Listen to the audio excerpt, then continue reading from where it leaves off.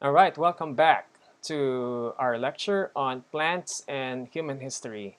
So we go now to another contribution of plants in human history, which is plants being used or being source of medicine. So plant use as medicine started in the Near East around 2500 BC. And the oldest record of plants being used by humans is in Eber's papyrus, which was a record in Egypt around 1550 BC. And it has recorded over 700 medicinal formulas of important plants. One of which is a suggestion about the treatment for asthma. Like in ancient Egypt, there's already a record for treating asthma. That's very interesting. So it says on the Eber's papyrus that there are certain mixture of herbs that you need to heat on a brick so that sufferer could inhale the fumes of those mixture of herbs being heated. That is very interesting. It's a very interesting record of how plants are being used as medicine. Now, of course, during the golden age of Greece, there are also a few famous people there who were able to contribute to the advancement of the knowledge in medicine and biology. And specifically, they have contributed to pharmacology, which is the study of drugs, including their composition, the how to use those drugs, and what is the effect of those drugs. So plants were very important as well back then because of their medicinal properties. That's why so people during that time devoted much time in studying plants, studying the taxonomy, identification of plants because of their medicinal property. And which, one of these people in Greece is Theophrastus, which is who is considered as a father of botany because he started um, classifying plants.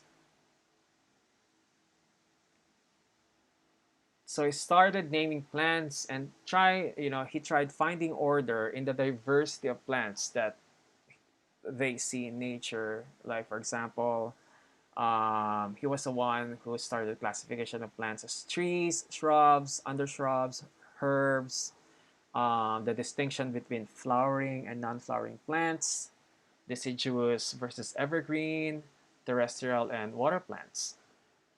Now, Theophrastus was the successor of Aristotle as the head of the Lyceum, the university, um, one of the famous university back then. And he gave description of medicinal plants growing in the botanical gardens at Athens. And one of his famous work is the Inquiry into Plants. So Inquiry into Plants provides a classification of plants according to how they reproduce, their localities, their sizes, their practical use, including as food, juices, and herbs.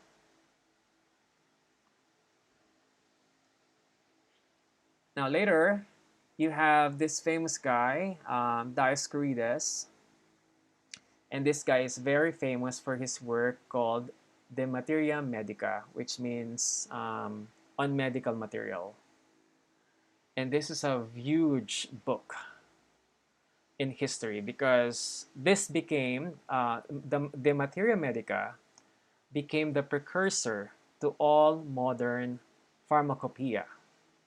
So pharmacopoeia is a record of you know how plants are used medicinally. It's an official document of how plants are used in terms of its medicinal property. So this book um, is a 5-volume book description of medicine. It's a monumental work by Dioscorides. It was widely read for more than 1,500 years until the time of Renaissance. it was the best-selling book.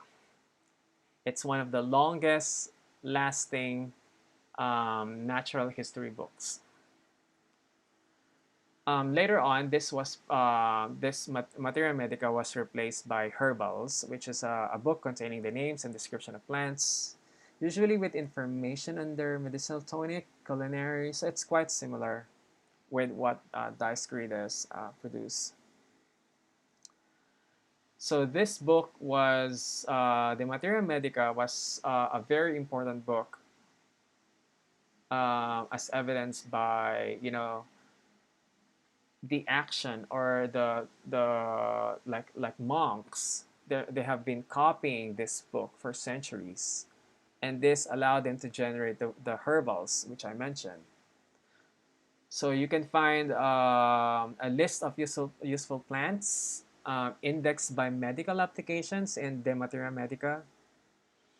And because of the discovery of the printing press in the mid 1400s, it has led, it De Materia Medica was it became so popular because of the because of the dissemination through printed material.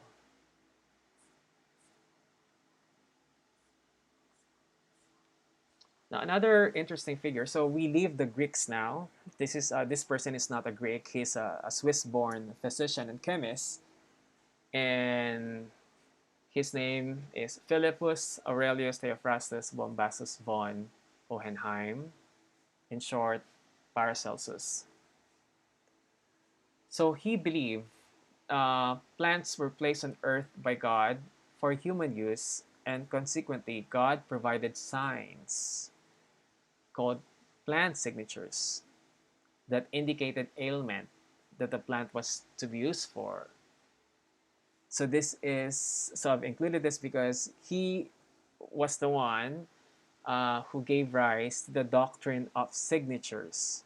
Although the doctrine of signatures, the principles, the tenets, have been already like somehow long before him, there were a few philosophers or there were a few people, intellectuals, who already have that idea.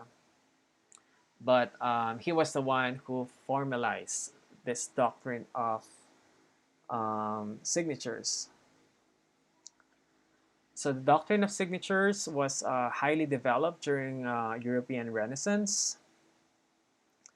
And what is the doctrine of signatures? So, well, I've somehow mentioned that. So there are plants. So there are signatures or there are structures in plants that somehow give you a sign or give you a hint that this plant is used for a specific purpose. Okay, let me just give you an example.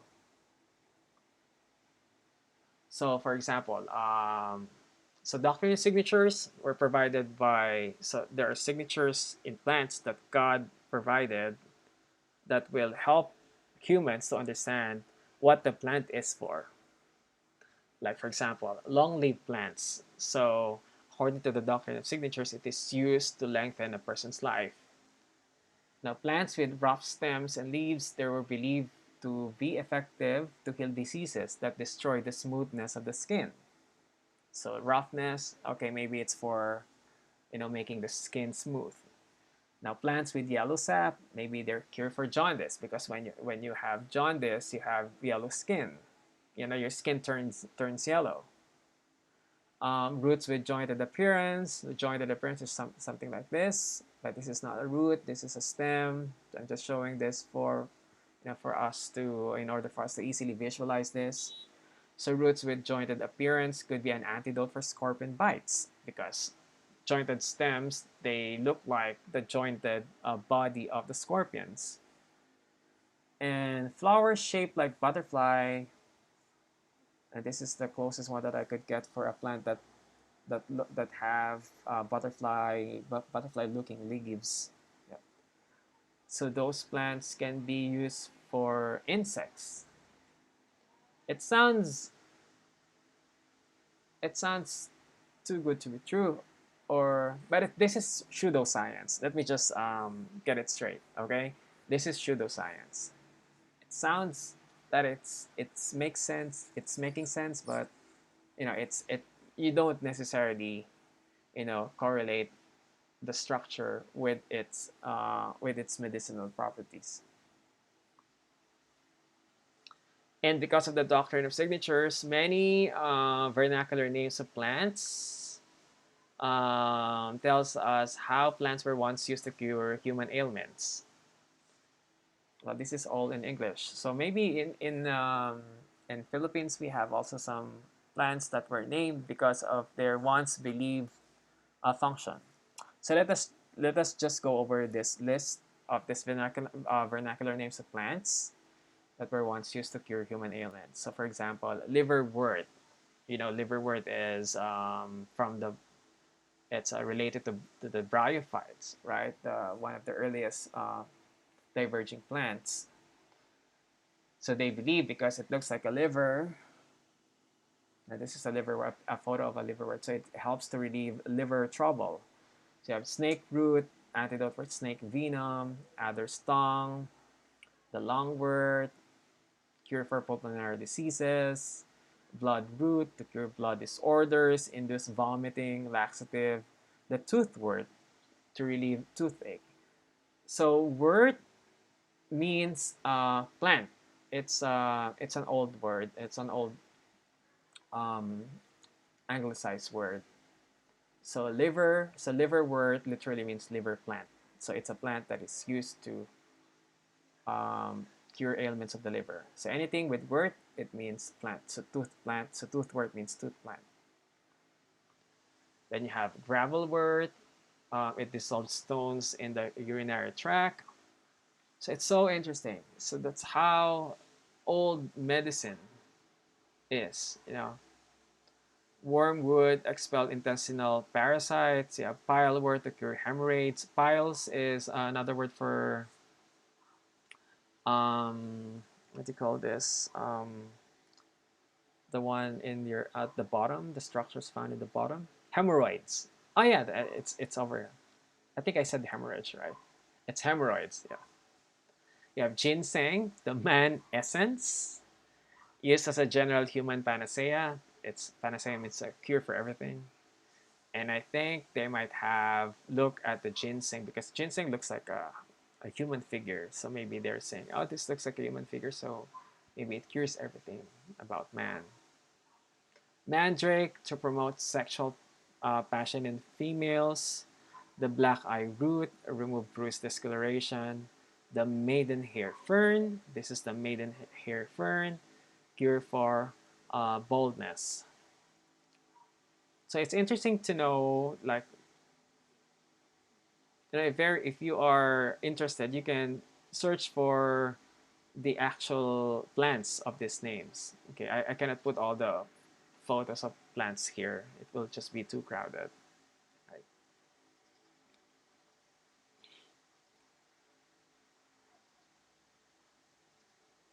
Okay, so we go now to the next part. So we have seen the involvement of plants in human political affairs. We have seen plants to be a very significant contributor to medicine because plants are historically source of medicines. And now we will go now to plants as part of human stories because plants are, very common or very important. So you include them in your story, right? And stories can also be called myths. So myths are stories of plants, and although we might first think that myths are just fiction, fictitious, but they're actually grains of truth and historical information about myths. And myths that are useful, they persist, and those ones that are not useful, they they get lost through time. Now, myths are valid from the perspective of members of the culture, regardless of the validation status by the scientists, because for them, This has been a story that has been passed down through generations, and for them, it helps them. So the only validation that they could get is because they have been using this for a long time. They have this knowledge for a long time. And we're not discounting that very information, very important information from myths, because it could give us um, some grains of truth and clues about some reality.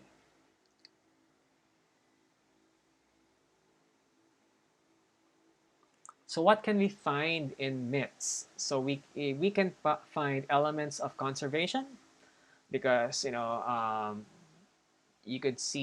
could probably think of this as like they have this practice of how they harvest wood in the forests, like a sustainable way of harvesting or using forest resources.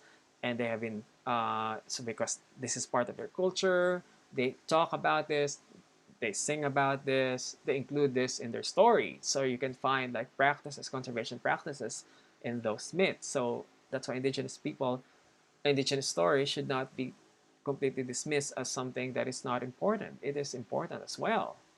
So other than conservation, you can find plant origin in histories, in myths, the relative importance of plants. So if it is mentioned frequently in stories, so that means there's something that this plant must be important, or it's common in that area. Like for example, if you're looking for a plant and there's no botanical record of it, and you have you have come across a group of people or indigenous group in one part of the country, and you find that they have this very popular story about the plant that they mention all the time. So that would somehow give you a clue that this plant could have been, you know, used to be there before, but now it's gone. So something like that.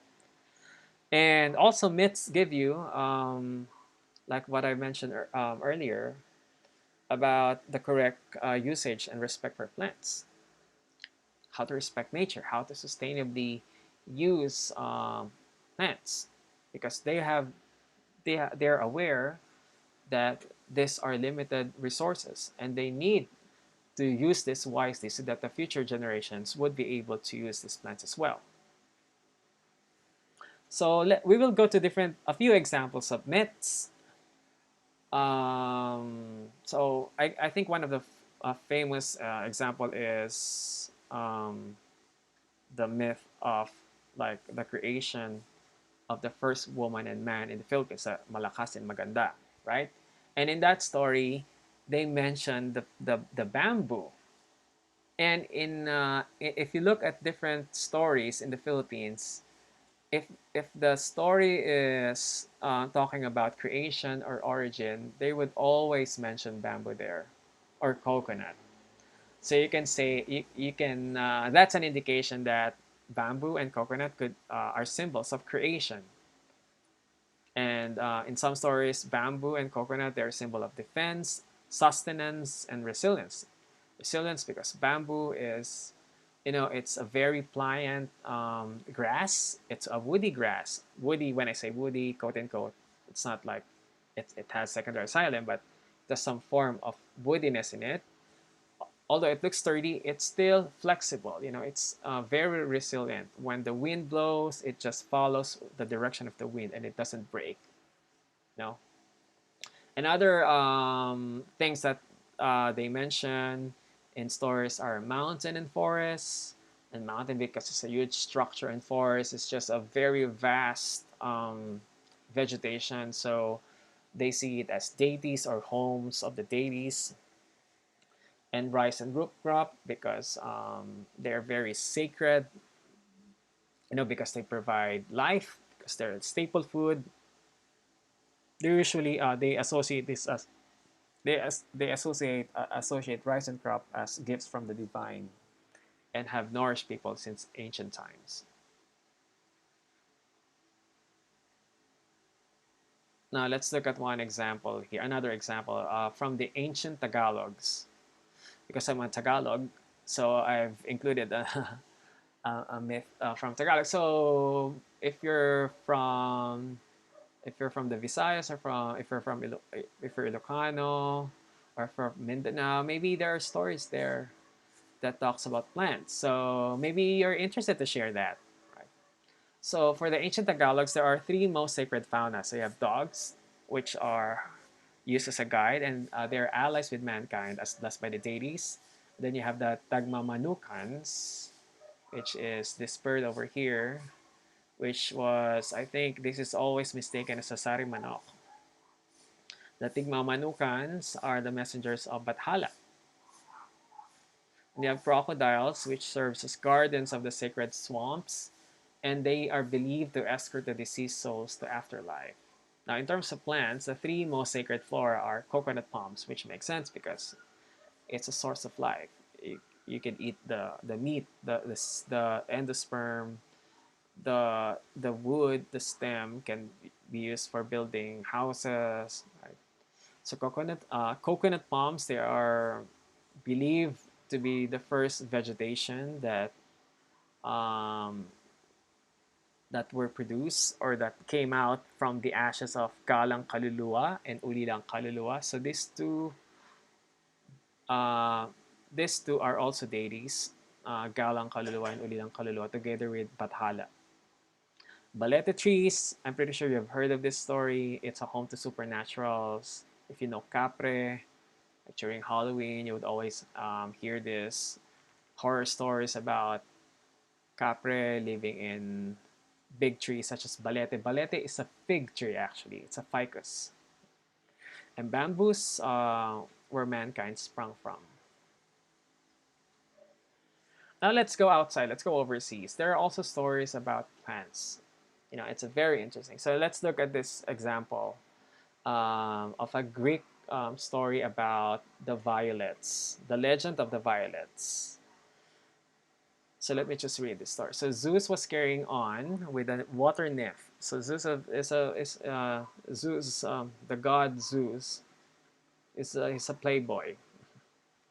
So he likes Io, and of course, Zeus' wife Hera would not want to, you know, would not want to find this out because she would be Hera would be enraged by that.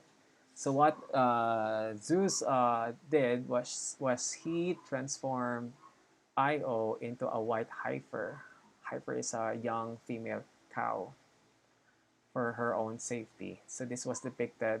So this myth was depicted in this painting by this guy. Sorry, I really don't know who's the author of this painting, but I got this photo from this guy. Maybe Victor Honore Janssen. Maybe this is his photo or this is his painting. I'm sorry if I have not attributed properly um, who's about the author or the painter of this artwork. Now let's go back to Io. So when Io turned into a heifer, she began to cry because she needs to eat the nasty grass. So what Zeus did was he turned her tears into sweet-smelling violets, and that's very interesting because the Greek word for violet is ion, came from the word io. So this is violet. It's not native in the Philippines. It's native of the temperate northern hemisphere. And viola is the genus, and viola contains ionone, the aromatic compound, the sweet smelling chemical in viola. So it's really interesting. This word from the myth, they are used in the science, literature. So ionone is also found in carrots, raspberries, and black tea. Aside from ionone, viola also contains beta carotene, which is a precursor of vitamin A. It also contains vitamin C, salicylic acid, which is a compound used in aspirin, and antioxidants. And violets have been used medicinally for centuries. Extracts have been studied for cancer treatment. It has expectorant properties. That means it's used to treat, respiratory diseases such as bronchitis, colds, and coughs. The tea leaves are used as laxative. It has antiseptic properties and can relieve pain. Now, I want to include another one, but this is not a plant. This is a mushroom. But mushroom used to be our fungus. A mushroom is a fungus, right? And fungus, um, they are used to be classified as plants because they're not moving. Anything not moving are plants, or anything that look like plants are plants. So, I mean, you can see that mushrooms they grow out of the soil, so you could mistake that. You could understand that you could mistake that as a plant. So plants were not classified as fungi until Carl Linnaeus used modern taxonomy, and Vikings thought mushrooms were plants. So our example of mushroom that we're going to talk about in this lecture is Amanita muscaria, or the fly agaric mushroom. It reminds me of a character in the Mario land, Kinopio. Mario is a it's a childhood favorite game. Yeah, to me, I'm not sure if you've played Super Mario One on family computer. That is a very old console, but that is the mother of all consoles now, game consoles, I think.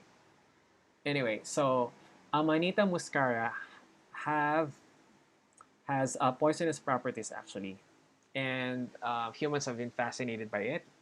It actually has hallucinogenic properties.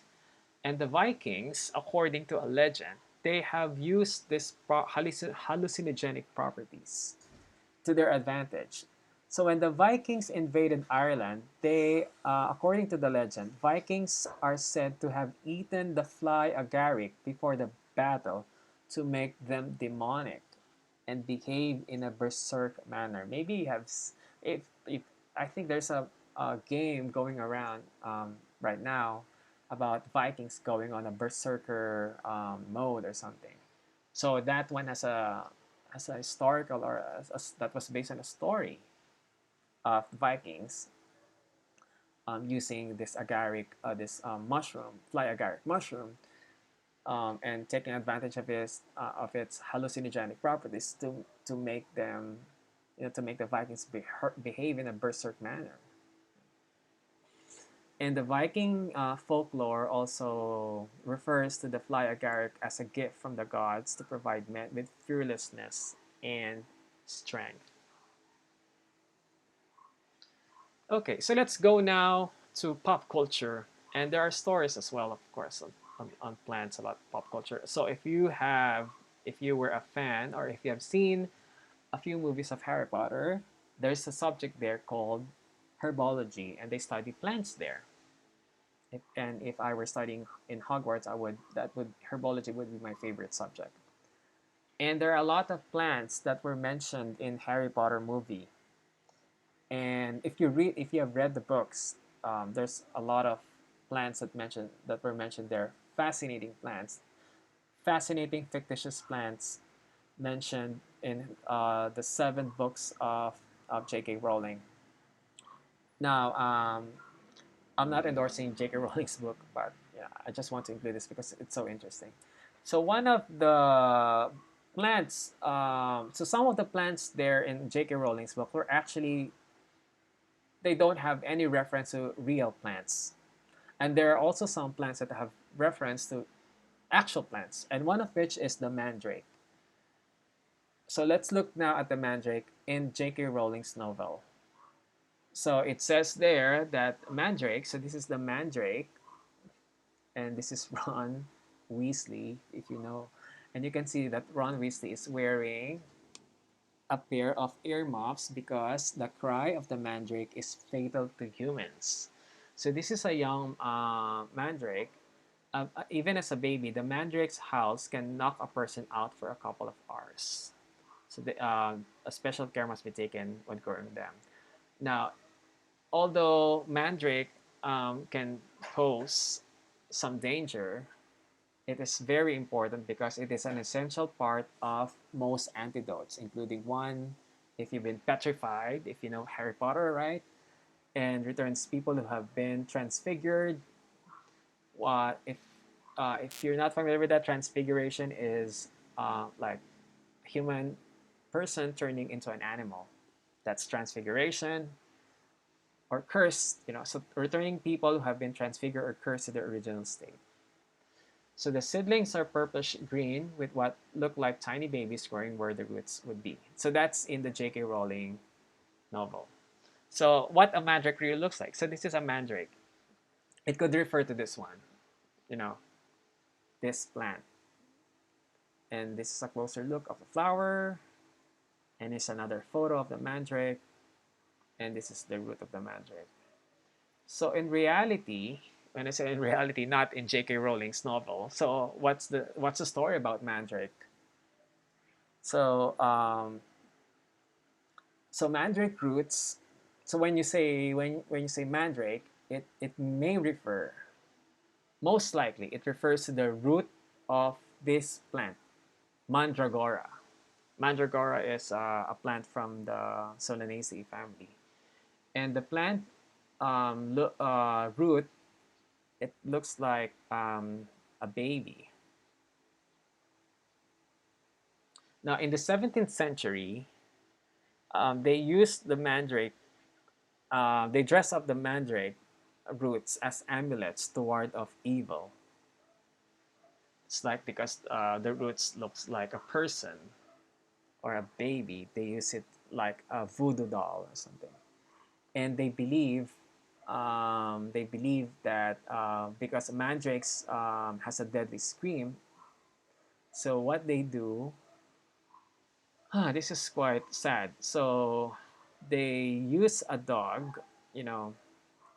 So when they harvest a mandrake, they tie a mad dog to the stump of the mandrake, and while standing far back, they standing a distance, quite a distance from the mandrake, and then they wait. So they tie the dog to the stump of the mandrake, and they wait for the dog to yank the root out of the ground, and they stay away. So the humans, the pet owner, they stay very far away from the dog, so that when the mandrake comes out by the pool of the dog, and when it cries, the person will not hear that, so he'll be safe. But the dog can die. That's very cruel. Now, mandrake also has a reference in the Bible. So, mandrake from the earliest time, mandrake is believed to remove sterility, and there's a reference in Genesis 30. I haven't checked this. And in Genesis 30, where Rachel and Leah, they're both they want to get to have some mandrake leaves because they want to have children. Rachel and Leah are wives, the two wives of, I think it's Jacob, if I'm not mistaken. If I need to review my knowledge on the Bible. Now let's go back to the plant. So most likely, mandrake refers to Mandragora officinarum, and its name for its resemblance to the human form. I really like this. So this is also another photo about how they harvest mandrake back then. They tie a mad dog to the stump, and they wait for the dog to yank out the plant. So the name Mandragora is derived from the two Greek words implying hurtful to cattle, and Arab calls it Satan's apple. Very interesting how they came up with this one. Now, mandrake. The roots are used as emetic, um, hallucinogenic, narcotic. It's cathartic, so it gives you like a psychological relief to the because of open expression of strong emotions, something like that.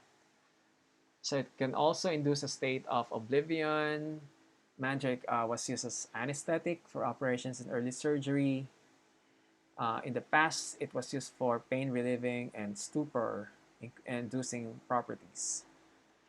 Now, in large doses, mandrakes is said to excite delirium and madness. And this is not surprising. So this medicinal uses like hallucinogenic or medicinal properties or the properties of these chemicals found in mandrake was not surprising because those kind of like um, those kind of chemicals like poisonous alkaloids, hallucinogen, they're actually found in most members of the eggplant family, the Solanaceae, the deadly nightshade um, family. Yeah, so that's the end of our lecture on plants used in human history. So if you have any questions, just post them in the discussion. Thank you for listening.